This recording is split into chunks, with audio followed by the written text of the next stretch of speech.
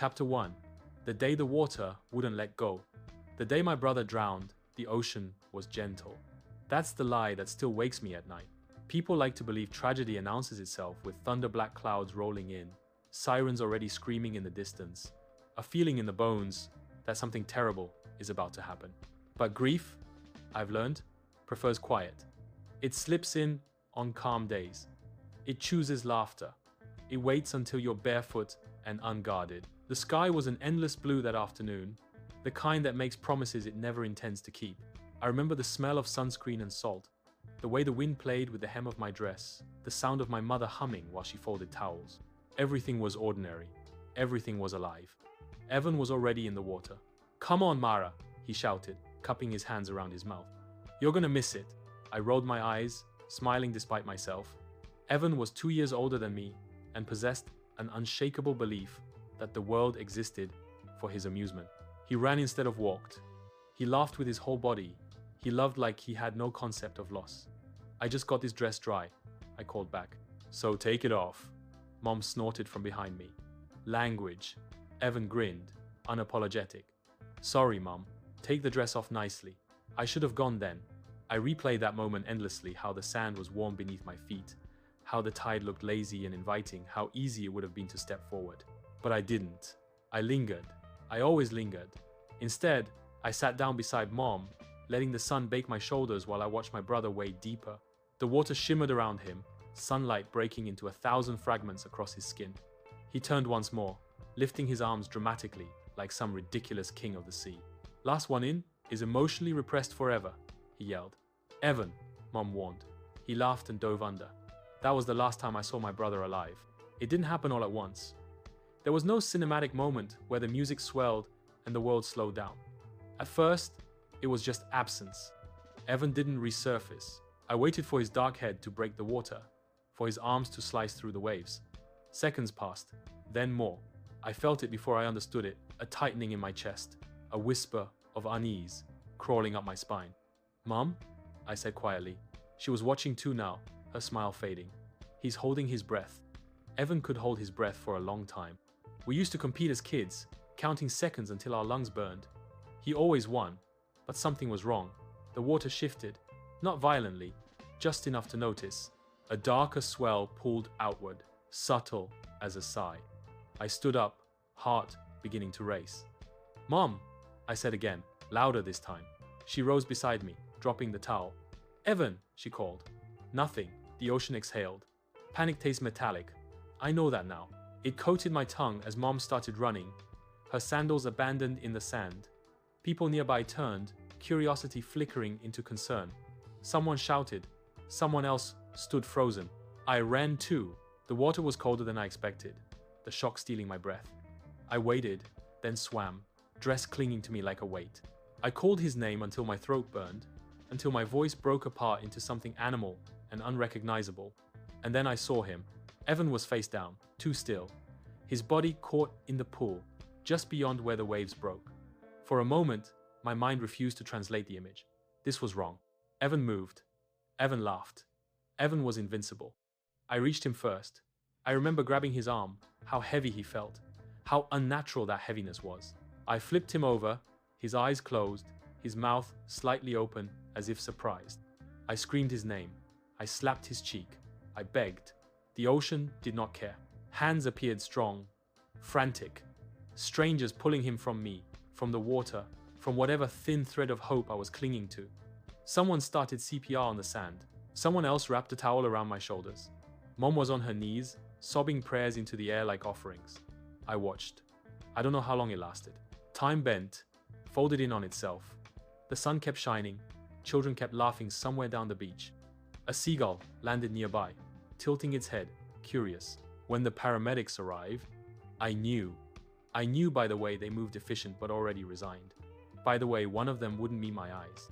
By the way, the ocean behind us rolled on, indifferent, eternal. They worked anyway. Of course they did. But Evan never came back. The hospital smelled like antiseptic and broken things. They let us see him once. He looked smaller, somehow. Like the world had already started taking pieces of him away. I stood at the foot of the bed, unable to touch him, afraid that if I did, he would finally disappear for good. I'm sorry, I whispered. I don't know who I was apologizing to. Mom held his hand and didn't let go, even when the nurse gently suggested she should. Her face was blank, hollowed out by shock. Dad hadn't arrived yet. He was driving back from a work trip, racing against a truth he couldn't outrun. When the doctor spoke, his words were soft and careful, like stepping around glass. There was a strong rip current, he said. It can happen very quickly. Even strong swimmers. I stopped listening, because all I could hear was Evan's voice in my head, bright and teasing. Last one in is emotionally repressed forever. I wondered if he'd known.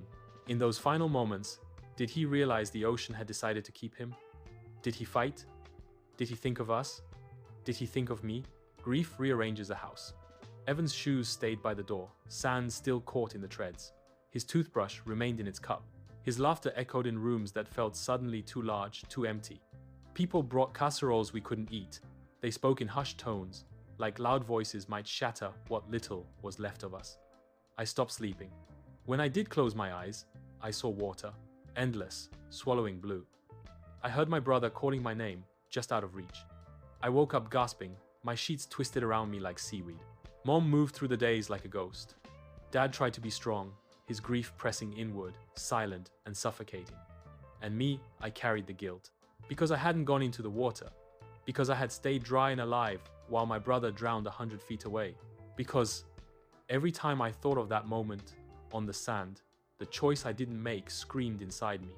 If I had gone sooner, if I had noticed faster, if I had been braver. Survivors learn quickly that if is the most dangerous word in the language. The ocean still waited. Weeks later, I stood on the same beach alone, my dress whipping around my legs. The tide was low, the water calm, deceptively beautiful. I hated it. I loved it. I feared it. I took off my shoes and stepped closer, the cold licking at my toes. I'm here, I whispered, not sure who I was talking to. The waves answered, curling and breaking like nothing had ever happened. I realized then that grief wasn't loud like I expected. It didn't explode. It eroded, slowly, relentlessly, until you weren't sure what parts of you were left. And as the water crept higher, soaking the hem of my dress, one truth settled heavy in my chest. The ocean had taken my brother, and it was never going to give him back. End of Chapter 1, Part I. Chapter 1 continues in Part 2, deepening the aftermath, guilt, and the moment that will change Mara's life forever. What the water left behind. The night after Evan died, Charlotte learned that silence could be loud enough to bruise. It lived in the walls, pressed itself into the corners of rooms, pooled beneath furniture like something damp and rotting. The refrigerator hummed too loudly. The clock over the stove clicked with cruel precision. Every sound felt like a reminder that time was still moving forward without her permission. She lay awake in her childhood bed, staring at the faint glow of streetlight leaking through the blinds. Her phone rested on her chest, cold and useless. Messages kept coming, names blurring together. I'm so sorry. We're praying. Let me know if you need anything. She didn't answer any of them. What could she possibly say? Thank you for your concern. My brother is still dead. Grief demanded a language she didn't have. Down the hall, her parents' door creaked open and closed. Footsteps moved, paused, moved again. Her mother hadn't cried since the hospital, not once. That frightened Charlotte more than screaming ever could have. Her father cried in the shower, the water disguising the sounds he thought no one could hear. Charlotte heard everything. She always did. When sleep finally took her, it wasn't mercy, it was drowning. Morning arrived without apology. Charlotte woke to the smell of coffee burnt, forgotten on the burner. She found her father standing at the sink, staring out the window like the world might explain itself if he looked long enough. His shoulders sagged in a way she had never seen before. He looked older, smaller, as if grief had already started to eat him from the inside. Her mother sat at the table, hands folded around a mug that had long gone cold. Her eyes were red but dry, her face rigid, carved into something unrecognizable. "Morning," Charlotte said. The word landed wrong. It bounced around the room, hollow. Her father turned, tried to smile, failed. "You sleep?" Charlotte shrugged. A little. It was a lie. But grief taught her quickly that lies were sometimes necessary to keep other people standing. Her mother didn't look up. "We need to call your aunt," she said, "and the funeral home." The word funeral split something open inside Charlotte.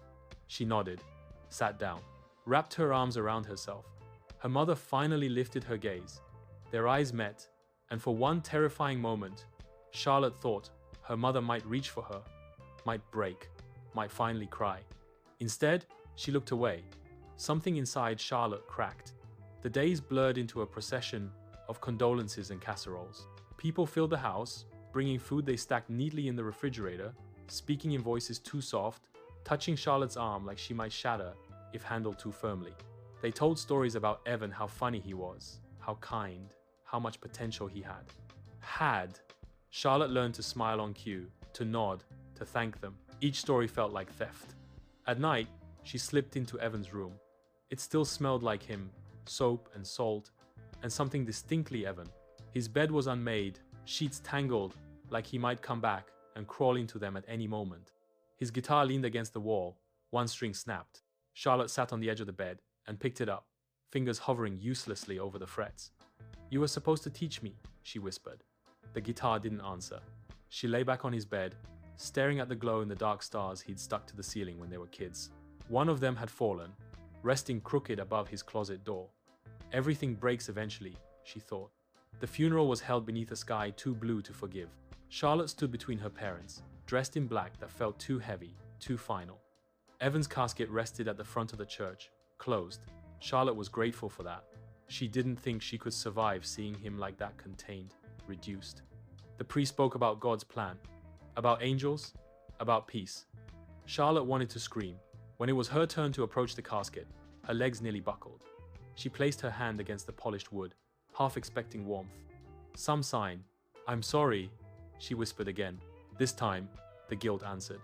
It rose up, sharp and unforgiving, whispering all the ways she had failed him. How she had stayed on the sand, how she had hesitated, how she had lived. She stepped back, breathing hard, and nearly collided with her mother. "I can't," Charlotte whispered.